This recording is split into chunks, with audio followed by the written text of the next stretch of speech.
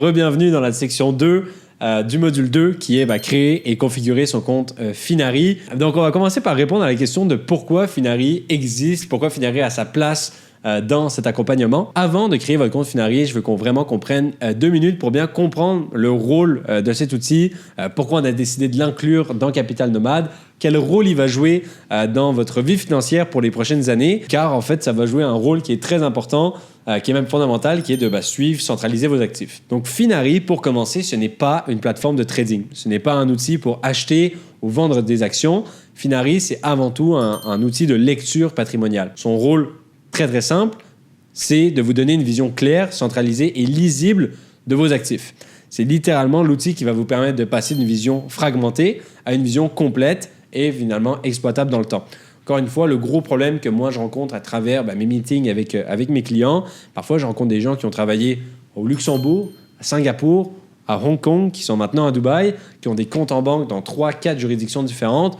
Très difficile de pouvoir prendre des bonnes décisions financières lorsqu'on n'a pas une vision globale et centralisée de ses actifs. Et c'est absolument ce qu'on veut éviter, vous l'avez bien compris.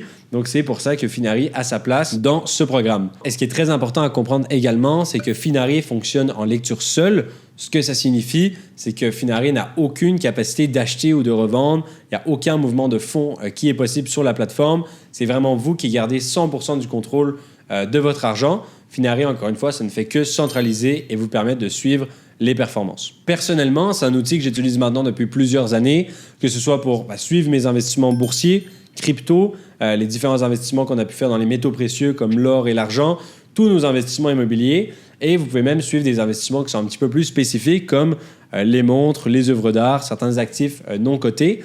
Et encore une fois, quand on est expat et qu'on jongle entre plusieurs juridictions, plusieurs banques, plusieurs devises, la grosse difficulté, c'est de garder une vision claire et centralisée dans le temps. Et c'est exactement ce que Finari nous permet de faire. Donc voilà, dans cette section, je vais vraiment pouvoir vous guider pas à pas. On va pouvoir découvrir ensemble l'interface de Finari, comprendre les grandes sections et préparer le terrain justement pour l'audit patrimonial complet. Donc, sans plus attendre, l'objectif, c'est vraiment de mettre en place l'outil proprement. Donc, lorsque vous allez ouvrir Finari, vous allez pouvoir voir finalement que ça change carrément d'un fichier Excel ou de quoi que ce soit qu'on utilisait peut-être pour suivre son immobilier, pour suivre ses actions, etc. Là, on est vraiment sur un outil qui est extrêmement bien fait, qui est très moderne. Donc, pour commencer par compléter un petit peu son patrimoine, rajouter ses propres données, vous allez voir qu'en haut à droite, vous avez littéralement une section qui s'appelle « Compléter mon patrimoine ». Et c'est là où vous allez pouvoir ajouter l'entièreté de vos informations personnelles. Donc, vous allez voir que vous allez pouvoir ajouter l'immobilier, des actions, votre PEA, votre assurance vie, des crypto-monnaies, votre SCPI, des comptes bancaires. Vraiment, il y a absolument tout qu'on peut rajouter dans Finari directement. Et évidemment, c'est très important de remplir et de mettre à jour tout ce qui est PEA, assurance vie, tous vos comptes d'investissement. Vraiment intégrer-les dans Finari, car en fait, on va pouvoir utiliser ce qu'eux, ils ont sur leur plateforme qui s'appelle des scanners de frais. Donc, on va vraiment pouvoir regarder aussi quels sont les frais que vous payez actuellement. Je vais pouvoir vous guider dans les prochains modules sur comment on va pouvoir les comparer avec les grands indices boursiers pour comprendre si finalement les frais que vous payez actuellement sont justifiés. Donc voilà, c'est assez simple. En fait, vous avez toujours deux options lorsque vous allez regarder pour votre PEA, pour les assurances vie, pour les actions. Dépendamment chez qui vous êtes actuellement, vous allez voir qu'en fait, vous avez tout le temps l'option 1 de synchroniser automatiquement ou d'ajouter manuellement vos informations. Dépendamment si votre institution financière est présente sur Finari, où je vous invite à directement synchroniser de façon automatique, beaucoup plus simple. Et après, les ajouts manuels, quelque chose qui se fait très bien également. Pour tout ce qui est fonds, PEA, etc. Si vous avez de la difficulté à trouver les bons produits qui correspondent réellement à ce que vous avez, écrivez-nous directement. Un membre de notre équipe se fera plaisir de simplement mieux vous guider, vous expliquer un petit peu comment bien remplir votre Finari. Mais la plupart des sections, finalement, sont assez simples à comprendre, que ce soit pour les assurances vie, les PEA, etc. Je vous invite vraiment à découvrir la plateforme, regarder directement et vraiment naviguer un petit peu. Par exemple, pour l'immobilier, vous pouvez littéralement rentrer les adresses précises et en fait, le site Finari fait des liens directement avec le prix de l'immobilier dans cette région en particulier. Donc, ça vous permet vraiment d'avoir un suivi en temps réel de l'augmentation, de la baisse de vos actifs, ce qui est vraiment formidable. Donc, prenez le temps de vraiment bien le remplir en entier. Si vous avez des difficultés, des blocages ou quoi que ce soit, n'hésitez pas directement à nous écrire. Et une autre section, une fois que vous avez rempli l'entièreté de vos actifs, sera finalement de remplir l'entièreté de vos passifs.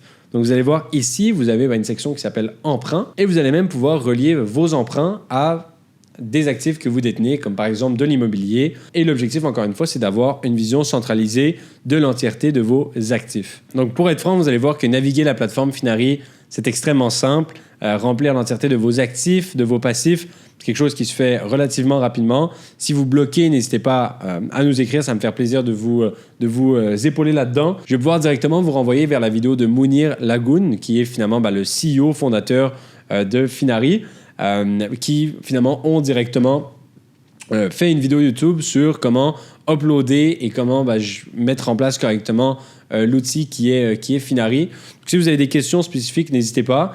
En soi, encore une fois, vous cliquez sur compléter mon patrimoine. Si vous ne pouvez pas le synchroniser, vous le rajoutez manuellement. Exactement la même chose pour les emprunts. Et une fois que tout est fait, là, on peut avoir finalement une photo et une vision claire de votre patrimoine, de vos actifs actuels.